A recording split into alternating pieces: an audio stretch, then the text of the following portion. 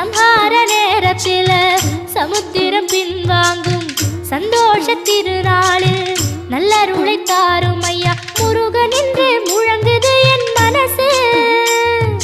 கடலை போல உன் கருணை பெருசு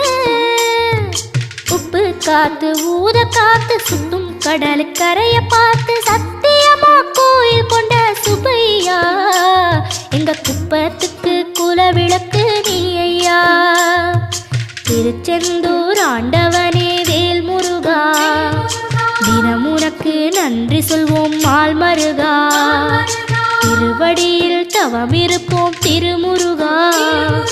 தீர்ப்பெழுது நலமெனவே வடிவ